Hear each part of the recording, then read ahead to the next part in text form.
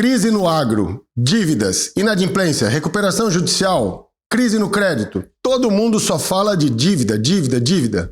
Mas e o patrimônio? Para onde está indo? O que está acontecendo com o patrimônio dessas recuperações judiciais, extrajudiciais, esses rearranjos que estão acontecendo no agronegócio brasileiro? Quer saber como isso acontece? Como isso está acontecendo? Fica comigo até o final que eu vou te passar um panorama. Quem é que está assumindo esses ativos e como isso vai chegar de forma positiva ou negativa para você, produtor, produtora rural, aí na ponta da corda, aí onde tudo acontece. Bora lá? Redefinição de poder e redistribuição de ativos no agronegócio brasileiro. Como isso acontece? Seja muito bem-vindo, seja muito bem-vinda a mais um episódio do quadro Seu Direito no Agro, aqui no nosso canal da Rocha Maso no YouTube. Bora lá, tô aqui com o Pedro Avelino e nós vamos trabalhar esse tema tão interessante. Fica com a gente, não deixa de se inscrever no canal, não deixa de deixar o seu like, hypar o nosso vídeo, comentar. Aliás, a questão do comentar, fica até o final que tem uma surpresa para hoje, para você que é nosso parceiro aqui. Fica até o final desse vídeo, beleza? Bora lá, Pedrão. O Brasil vive uma profunda transformação no arranjo de capital e controle de ativos no agronegócio. Se há dívida, há patrimônio. Se há pagamento de dívida, há deslocamento de patrimônio. Como isso está ficando? Várias matérias trataram do assunto. Esse movimento é impulsionado por crise de crédito, elevado número de recuperações judiciais, como eu já disse, desmobilização de ativos operacionais, revendas, lojas e armazéns por empresas em crise, entrada de novos atores com diferentes apetites, cooperativas, fundos especializados, bancos e gestoras de crédito estressado, reconfiguração da infraestrutura de atendimento ao produtor. O estudo aqui analisa quem está absorvendo esses ativos, como isso está acontecendo e quais são as perspectivas de longo prazo para o setor. É muito interessante esse movimento e quem é que está indo nesse vácuo de poder, nesse vácuo de patrimônio, nesse vácuo que a inadimplência está trazendo para o agronegócio brasileiro. Então, aqui as fontes de dados, como sempre a gente traz, né, onde a gente encontrou tudo isso, né? Eu não preciso nem dizer para você que os nossos vídeos são referendados, porque você já está acostumado com isso. Se você está chegando agora, todos os nossos vídeos têm fontes. Se você pesquisar na fonte, você vai encontrar a nossa análise, tá? O vácuo estrutural, né? Revendas e ativos desmobilizados. Empresas de insumos e revendas agrícolas como AgroGalaxy, Lavoro, Bela Agrícola e muitas outras, Unigel, que está chegando agora, muitas outras empresas estão nessa situação de recuperação extrajudicial ou judicial ou de reestruturação. Elas geram venda e fechamento de unidades e lojas, né? Isso é natural dos planos, porque a operação tem que ficar menor, ela tem que pagar essa conta. Então, de uma certa forma, a primeira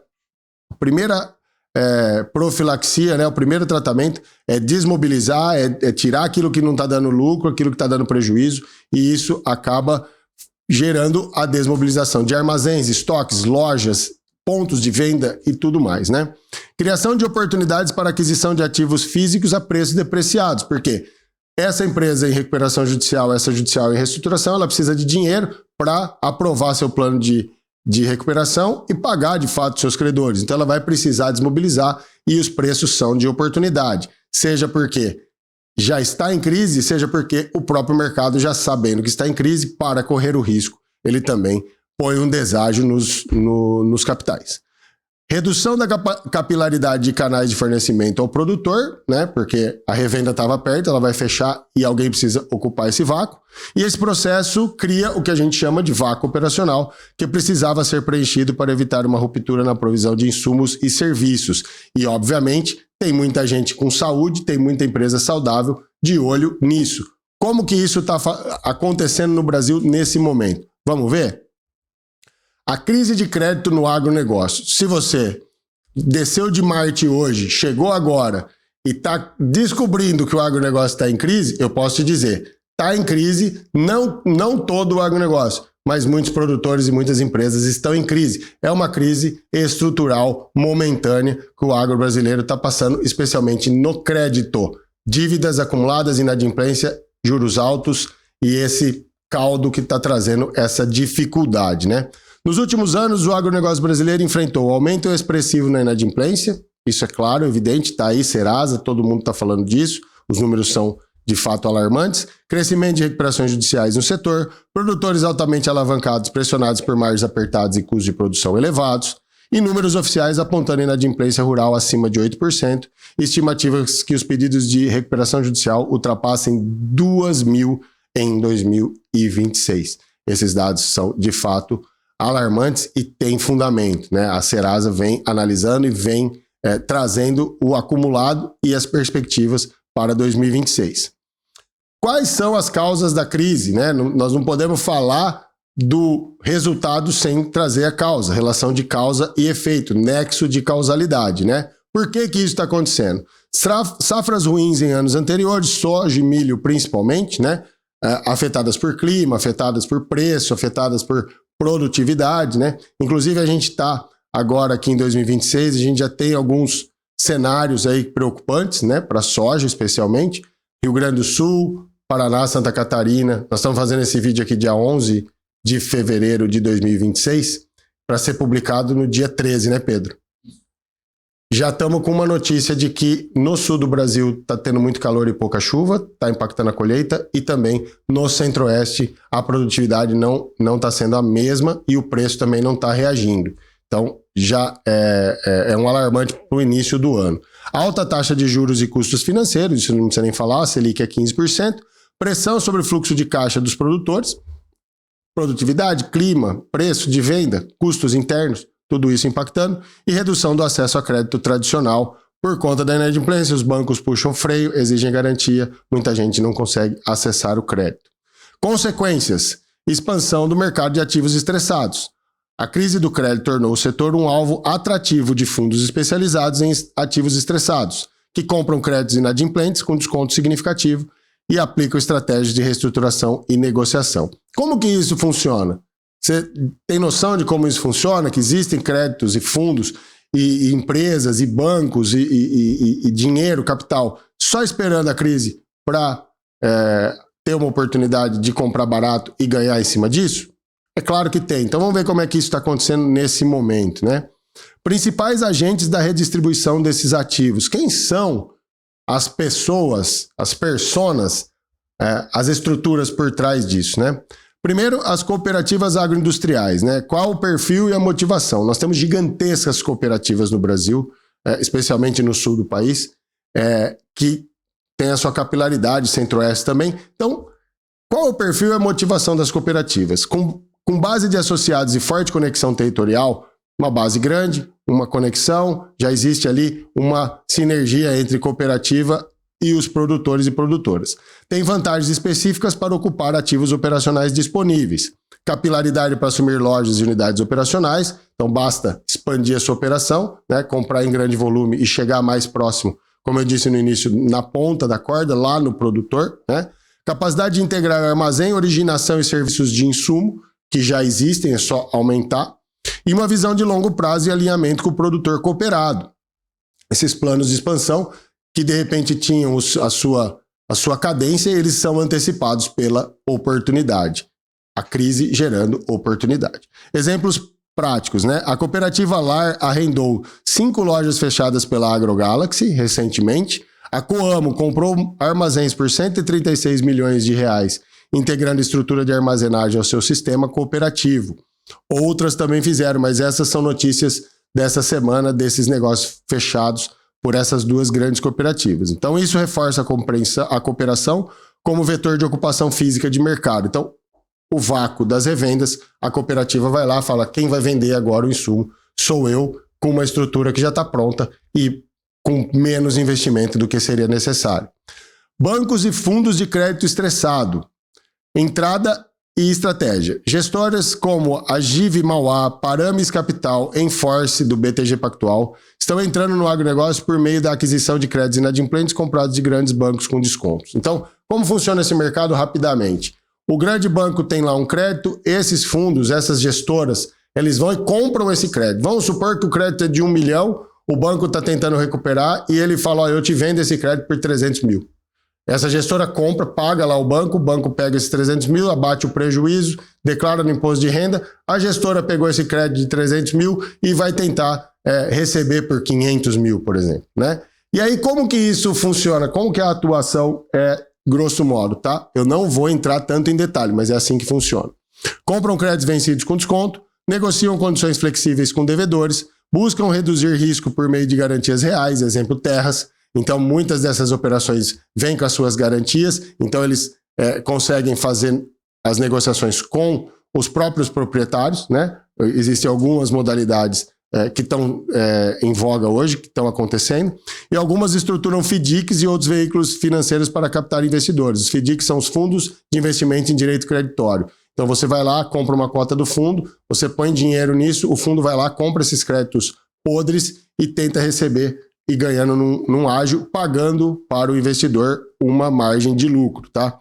Exemplo prático, a GIV Mauá tem alocado cerca de 2 bilhões nessa estratégia e busca produtores com ativos sólidos como garantia, especialmente no sul e centro-oeste, exatamente onde é muito forte as lavouras de commodities e as cooperativas.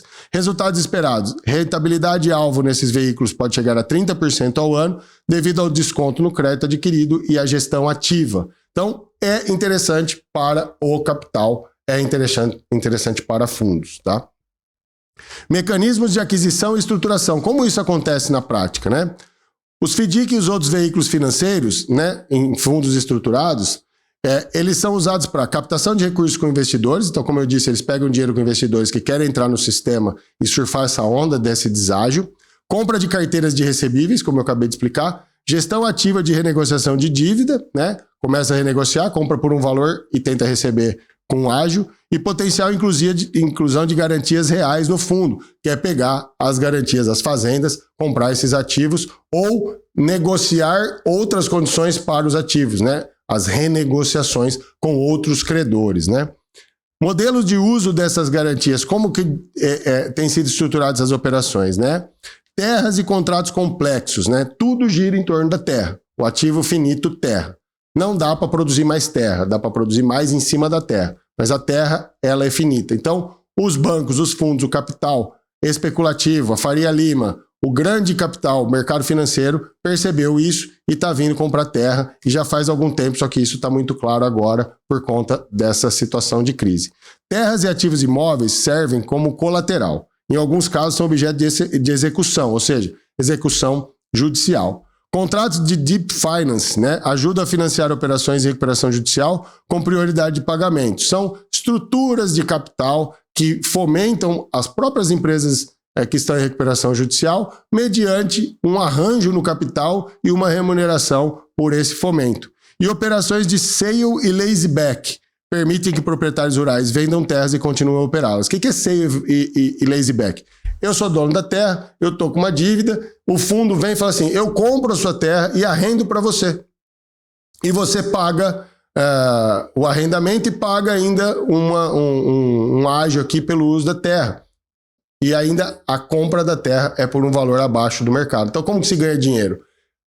O ativo continua valendo o valor real, foi comprado por um valor menor, foi arrendado para aquele cara que já sabe tocar aquela terra, que já conhece, então gera renda e gera o ágio entre o valor comprado e o valor efetivamente de valuation, de valia dessa terra, né?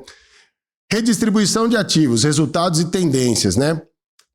Cooperativas dominam a capilaridade física, como a gente viu, né? Tende a ficar com loja de insumos, infraestrutura operacional, armazéns e pontos logísticos e relação direta com produtores.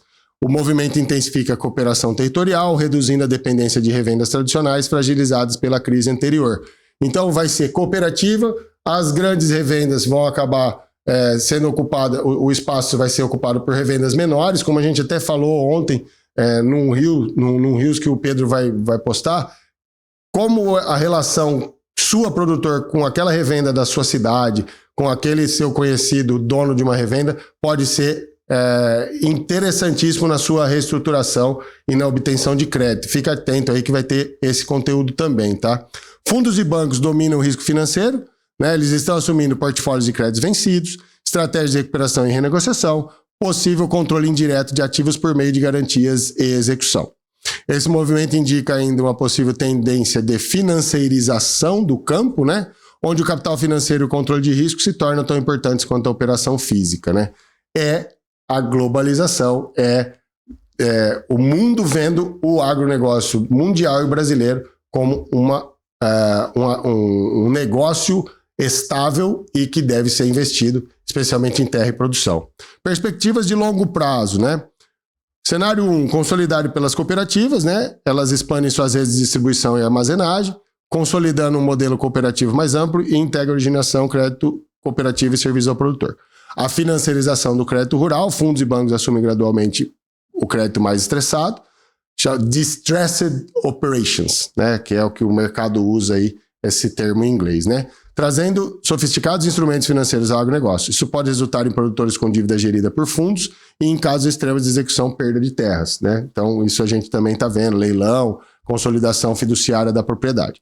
E o modelo híbrido, né? Cooperativas permanecem fortes em operações físicas, relações com produtores, enquanto os fundos e bancos dominam carteiras de crédito e garantias colaborando em estruturas complexas. Fiagro, FDIC, Sale e Leaseback, como a gente acabou de dizer, né? Então, eu trouxe aqui um quadro rápido, né? O tipo de ativo, principal tomador, mecanismo e o impacto.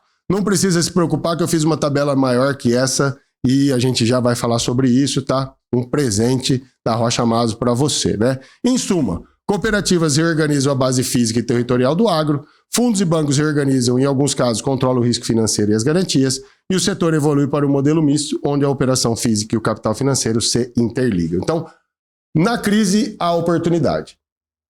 Costuma-se dizer aqui no interior de São Paulo o seguinte: todo dia um trouxa e um esperto saem de casa. Se eles se encontrarem, dá negócio. Não estou querendo dizer que o trouxa é quem perdeu, né? Mas para alguém ganhar, alguém tem que perder, senão o jogo sempre fica empatado. Então, quando há essas instabilidades, quando há crise de crédito, crise de inadimplência, tudo isso que a gente está vendo no agronegócio, em algum momento, alguns produtores, alguns players, algumas revendas, alguns atores não vão conseguir honrar seus compromissos e vão perecer, eles vão ficar pelo caminho. Só que esse ativo vai parar na mão de alguém, né? E antigamente eram produtores comprando de produtores, né? Um jogo meio que no mesmo nível. De um tempo para cá, né, especialmente dos anos 2000 para cá, e agora depois da pandemia, isso ficou muito claro. O Brasil é agronegócio. E muita gente, muito dinheiro, muito capital veio para dentro do agronegócio.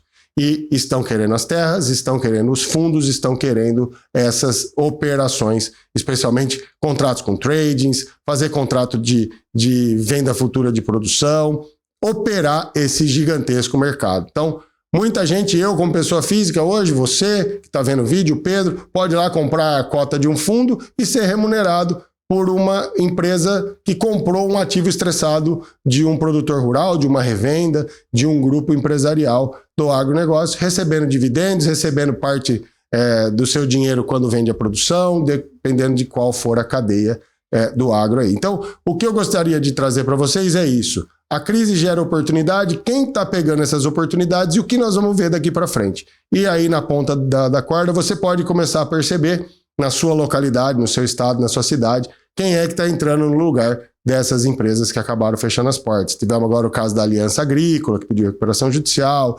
Unigel, um monte de empresa aí que está nessa situação, então esses ativos vão mudar de mão. Então, Pedro, por favor, eu queria trazer aqui um up que eu trouxe aqui, uma tabela que eu fiz, né? Então, se você gostou desse assunto, eu fiz essa tabela, né?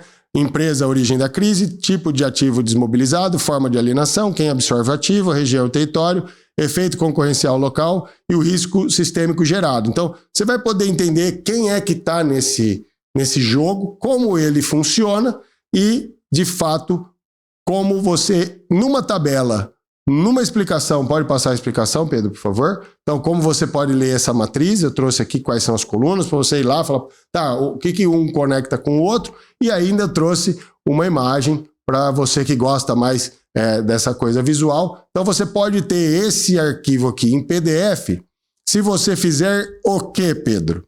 É muito fácil. Olha lá, muito fácil. A galera que tá aqui até o final já tem que seguir a gente lá no Instagram. Então vamos lá. Você que está aqui até o final, vai lá no Instagram e começa a seguir a gente lá. Pesquisa Rocha Maso Advogados. Rocha Maso Advogados no Instagram. No YouTube e no TikTok e no Facebook também? Isso, acho que lá é só Rocha Maso. Rocha Maso ou Rocha Maso Advogados. Tá, beleza. TikTok, Instagram e Facebook. Isso, tá. Mas aí vai lá no Instagram, pesquisa, encontra a gente lá e vai ter naquela primeira imagem, que chama a bio, a biografia. Na biografia, vai na bio, tá? Enviar mensagem e vai abrir o chat. Tá, enviar mensagem, aí vai abrir um chat, tá?